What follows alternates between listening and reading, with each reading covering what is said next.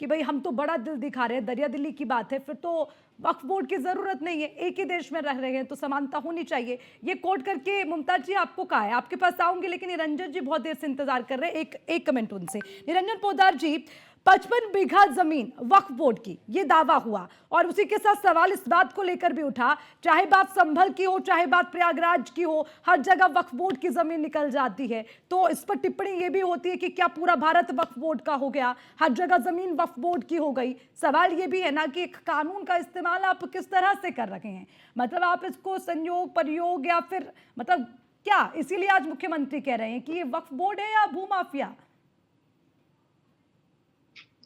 देखिए अर्चना जी, निश्चित रूप से अगर आप इस वक्फ बोर्ड के अगर गहराई में जाएंगे तो आप ये चीज देखेंगे, केवल भारत जो अपने आप में एक सेकुलर राष्ट्र है, ये यूं कहीं कि धर्म निरपेक्ष राष्ट्र है, वहां पे एक वक्फ बोर्ड की स्थापना हुई।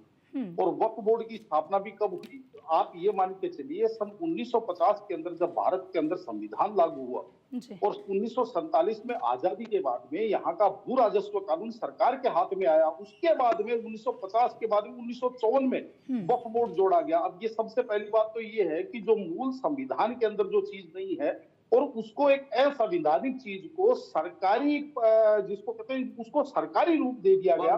कहीं ना कहीं आज की तारीख में वो वक्फ बोर्ड आज ये समझ लीजिए सरकारी संरक्षण में पलने वाला एक बड़ा भूमाफिया, यानी कि सरकारी मोहर है,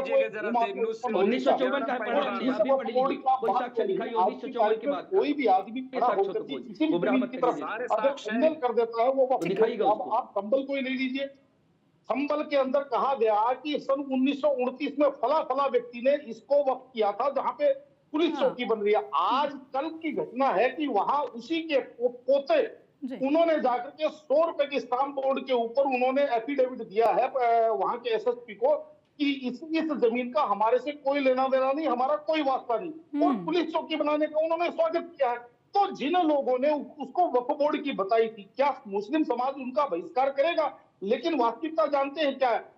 वास्तविकता ये है कि जैसे वो एक सीरियल आया करता था चंद्रकांता, जिसके अंदर आपने देखा होगा कि कभी वो यार बन जाते थे, कभी अय्यार बन जाते थे, यानी कि इच्छाधारी, यानी कि जब जिस चीज की जो सुविधा अनुसार अपना एक रूप धारण कर लेते थे, कभी भाई का और कभी कसाई का। तो आज की स्थिति के अंदर आपको वो की वही परिस्थिति नजर आ रही होगी कि कभी तो कहते हैं भाईचारा और कभी कहते हैं केवल चारा। तो कहने का तात्पर्य ये है कि आज तो अगर ये जो मुस्लिम बुद्धिजीवी है कहते हैं कि रिजवी कौन है या फलाना कौन है या केवल अपने आप को उठा, तो मुस्लिम समाज की इतनी तंजीमें हैं, वो तंजीमें इकट्ठा होकर के बाकी चीजों के ऊपर वो कहते हैं हम सरकार की ईंट से ईंट बजा देंगे, हम आपको भागने की जगह नहीं मिलेंगी, हमने अपने युवाओं को रोक रखा है। लेकिन ऐसे लोगों के ऊपर, यानी कि आपकी तरफ से जो विस्मरण करते हैं उनके ऊपर कभी आपने एक फतवा जारी किया?